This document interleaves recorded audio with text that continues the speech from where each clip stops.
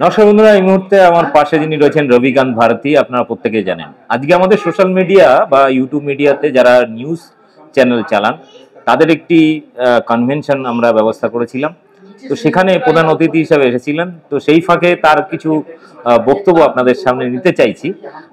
মূলত হচ্ছে যে 24-এ ইলেকশন নিয়ে, আর দ্বিতীয়ত হচ্ছে যে ভারতবর্ষের নাম আমরা যখন আঞ্চলিক ভাষায় বলি ভারতবর্ষ বা ভারত, কিন্তু ইংলিশে আমরা আগাগোড়াই ইন্ডিয়া হিসাবে সেটাকে প্রেজেন্ট করা হতো। কিন্তু সম্প্রতি মোদিজির ইচ্ছা হয়েছে যে সেটাকে চেঞ্জ করে সব জায়গায় ভারত করতে হবে। তো এরকম দুটো টপিক আপাতত, পরবর্তীকালে কাল পরশুর মধ্যে আবার একটা ইন্টারভিউ নেব দীর্ঘ, আজকে সময় কম। তো বাংলা হিন্দি মিক্স করেই হবে, কারণ রবিকান্ত ভারতী কিন্তু বাংলা মোটামুটি জানেন। তো কি বলবেন, এই যে হঠাৎ করে মোদিজির ইচ্ছা হলো, ওনার তো মাঝে মাঝে ইচ্ছা হয় নানা রকম, তো ইংলিশে ইন্ডিয়া ছেড়ে সব জায়গায় জবরদস্তি ভারত चालू করে দিলেন, এটা অ্যাকচুয়ালি उद्देश्यটা কি? देखिए, जो इंडिया और भारत का कॉन्सेप्ट है, भारतीय जनता पार्टी का ये दोहरा चरित्र वाला चीज जो है ना, नहीं जाता। एक तरफ कह रहा है वासुदेव कुटुंबकम, one earth, one family, one future, G20 कर रहा है, और दूसरी तरफ कह रहा है कि भारत और इंडिया में अंतर। अब बताइए कि इंडिया अगर अंग्रेजों ने दिया, हम इसको भारत रख लें, भारतवर्ष रख लें, आर्यवर्त रख लें, इसका क्या लाभ होगा? क्या भारत में लोगों को रोजगार मिल जाएगा? क्या रोजगार नहीं है और महंगाई का जो चोट पड़ रहा है, तो क्या महंगाई का मार्ग बंद हो जाएगा? लोग जो है हंगर इंडेक्स में 107 है, हमारे युवा जो है, चाहे बच्चे और महिलाएं जो भूख से कुपोषण के शिकार हो गए हैं, क्या वो ठीक हो जाएंगे?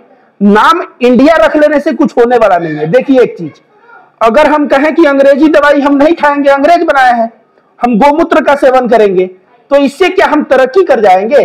तरक्की नहीं करेंगे। तो कॉन्स्टिट्यूशन में लिखा है इंडिया दैट इज भारत, तो इंडिया और भारत दोनों हमारे संविधान में है। तो इंडिया भारत की लड़ाई बनाना, उसको बदलना, ये सब जो है मूर्खतापूर्ण कार्य। अगर बदलना ही है तो आर्थिक नीति बदले, यहाँ के नागरिकों के पॉकेट में पैसा हो, नागरिकों को स्वास्थ्य सुविधा मिले, शिक्षा मिले, रोजगार मिले, ताकि नागरिक जो है चिंता से बाहर निकल के एक जो है स्मूथ जिंदगी जी सके। एक्चुअली ये जो भारत का नाम जो चेंज करने का सोचा, तो इसका पीछे बहुत सारा रीजन भक्त लोग, अंधभक्त लोग दे रहे हैं जी। एक तो अंग्रेजों का दिया नाम हम लोग हटा देंगे, दूसरा है कि इसमें एक चीज ये लोग ढूंढ रहा है कि जो इंडिया जोट है वो भारत विरोधी है, ऐसा एक तो नैरेटिव खड़ा करने का कोशिश चल रहा है। एक्चुअली भारत विरोधी कौन है? देखिए, जहां तक बात कर रहे हैं कि अंग्रेजों के खिलाफ जो है, तो अंग्रेजों के जो चाटुकार थे, अंग्रेजों के जो मुखबिर थे, जो 60 रुपया अंग्रेजों से पेंशन लेते थे, जो अंग्रेजों की दलाली करते थे, उनको हम कहते हैं कि भाई वह इंडिया में बहुत जो है बड़ा स्थान रखते हैं, और जो है उनका ये लोग अंधभक्त पूजा करें। और जो मुसलमान समुदाय बोला कि शाह वलीउल्लाह 1805 में बोले कि जहां भी अंग्रेज हैं वह जो है हमारे लिए दारुल हरम, मतलब युद्ध का मैदान है, वहां तब तक लड़ो जब तक मर ना जाओ या अंग्रेज को मार ना दो।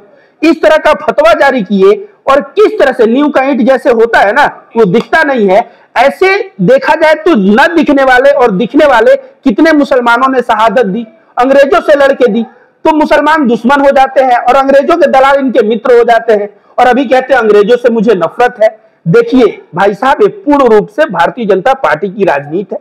वो देख रहा है ममता बनर्जी, नीतीश कुमार, शरद पवार और लालू प्रसाद यादव, इंडिया गठबंधन के कभी आप फोटो देखे हैं? देखेंगे तो जितने भी नेता हैं वो मोदी से सीनियर हैं और देखने में दिग्गज है। और कभी जाके एनडीए गठबंधन का वीडियो देखिए, फोटो, एक मोदी है, बगल में अमित शाह है, उसके बाद जो है जितने भी छोटे छोटे नेता हैं उनका कोई अस्तित्व नहीं है। तो फोटो देखने से ही लग रहा है दम कितना है। अब इतना विशाल दमखम से जब इंडिया लड़ रहा है, ऐसे में इनको समझ में आ रहा है कि हम क्या करें कि इंडिया बदनाम हो, तो ये भारत रख देंगे और हो सकता है अंधभक्तों को खुश कर ले। लेकिन अभी भारत का मिजाज जो है ना, भारतीय जनता पार्टी को समझना पड़ेगा। भारत का मिजाज पूर्ण रूप से महंगाई के खिलाफ है, बेरोजगारी के खिलाफ है। अगर आप बताइए हिंदुत्व के नाम पे अगर वोट होता तो बोला गया बजरंग दल को बैन करेंगे कर्नाटक चुनाव में जीतने पे, ऐसे में कांग्रेस को तो 10 सीटें नहीं मिलनी चाहिए। कांग्रेस पूर्ण बहुमत में आया और जबरदस्त सीट लेके आया। यह इशारा कर रहा है कि लोग अब बजरंग दल और तमाम हिंदू मुस्लिम और इस तरह के सांप्रदायिकतावादी मानसिकता से ऊपर उठ के अब शांति के लिए, विकास के लिए, अपने बच्चे और अपने भविष्य के लिए वे लोग वोट कर रहे हैं। तो कहीं ना कहीं मोदी जी का जो ये है कि हम भारत कर दें, इसका फायदा नहीं मिलेगा। अब जो है सामने देखने को मिल जाएगा आपको रिजल्ट। एक्चुअली ये डर की वजह से कर रहे हैं सब।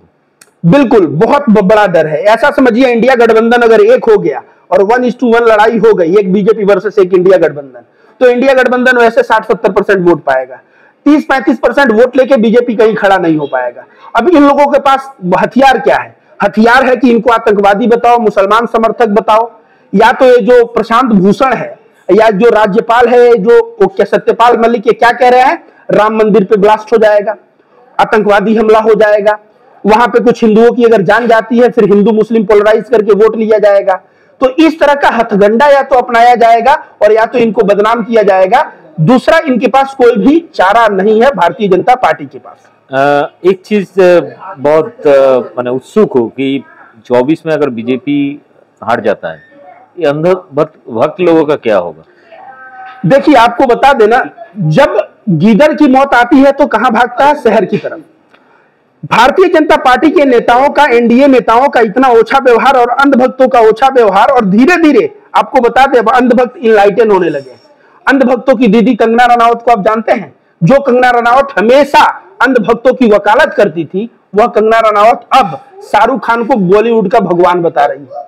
इससे समझिए कि कितना बड़ा बदलाव आया। अनुपम खेर कश्मीर फाइल में इतना हिंदू मुस्लिम करके देश को बांटने का प्रयास किया दो धर्म में, वह अनुपम खेर शाहरुख खान को बोल रहा है मैं मिलूंगा तो गले लगा के ओ कोकी, ओ पोपी, ओ पापा, ओ अंधभक्त, ऐसे हम डायलॉग मारेंगे। तो कहीं ना कहीं अंधभक्तों के सरदार यह बदलना शुरू हो गए हैं। मतलब समझिए कि हवा किस ओर चल रही है, अब आपको आइडिया लग गया होगा। और अंधभक्तों की संख्या दिन प्रतिदिन कम होते जा रही है। इससे स्पष्ट साबित होता है कि अंधभक्त समझ गए हैं, एनडीए के लोग समझ गए हैं कि अब हमारा अंतिम समय आ गया है, अब जो है हमारी विदाई पक्का है। तो अब बार बार इंडिया जोट का पक्ष में बोल रहे हैं कि आप क्या कांग्रेस का एजेंट है? देखिए, हमको तो लोग बोलते हैं कि एक बार बोलते हैं एमआईएम के एजेंट हो, बीच में फिर बोले कि तुम आरजेडी के दलाल हो, उसके बाद मुझे ट्रोल किया गया कि तुम टीएमसी के दलाल हो, अब मुझे कुछ दिन में ट्रोल किया जाएगा कि तुम शरद पवार का दलाली खाते हो। तो शरद पवार, आप बताइए, लालू यादव, ममता बनर्जी, शरद पवार ने क्या कहा पता है? बीजेपी में जाने का कोई हमारा जो है क्वेश्चन ही नहीं है, क्योंकि वो हमारे विचारधारा के लोग नहीं है। तो जब संघवादी विचारधारा, हिंदू मुस्लिम विचारधारा, दो धर्मों को बांटने वाला विचारधारा की बात आएगी तो हमेशा हम उसके साथ खड़े होंगे जो भारत जोड़ने का काम कर रहा है, जो इंडिया टुगेदर करने का काम कर रहा है। और भारत जोड़ो यात्रा भी इंडिया जोट ने निकाला, इसलिए मैं इंडिया के सपोर्ट में हूं। ऐसा कोई बात नहीं है कि मैं इंडिया का दलाली खाता हूं, लेकिन कल को अगर इंडिया गठबंधन के कोई नेता अगर प्रधानमंत्री बनते हैं और वह गलत कार्य करेंगे तो उनकी आलोचना करने में भी हम थोड़ा सा झिझकेंगे नहीं। तो आज इतना तक रखते हैं, আজকে এতটাই রাখছি, পরে আবার অন্য ইস্যু নিয়ে আমরা আসবো। তবে মোটামুটি যেটুকু কথা বলে বুঝলাম, আমার সঙ্গে বিশেষ করে রবিকান্ত ভারতীর চিন্তা ভাবনার কোনো কিন্তু অমিল নেই। যাই হোক, এবার এনাকে আপনারা চটিচাটা বলবেন, কংগ্রেসের দালাল বলবেন কি শরদ পাওয়ারের দালাল বলবেন, সেটা আপনাদের চয়েস। ফলে চিন্তা ভাবনার ক্ষেত্রে ভারতের যে 2024-এর যে নির্বাচন, এই নির্বাচনটা সংবিধান বাঁচানো, দেশ বাঁচানো, দেশের জনগণকে বাঁচানো, নাকি বিজেপি আরএসএস এর সাম্প্রদায়িক রাজনীতি, যে হিন্দু মুসলিমের কনসেপ্ট, দেশ বিক্রি করার কনসেপ্ট, আদানি আম্বানি, নানা ইস্যু রয়েছে। আমরা পরবর্তীকালে এই সমস্ত ইস্যু নিয়ে আরো চুলচেরা বিশ্লেষণ করব। আজকের মতো এতটাই। সবাই ভালো থাকবেন, ভিডিওটি ব্যাপক শেয়ার করবেন। आपको बहुत बहुत धन्यवाद, आपके दर्शकों को भी और आपको भी।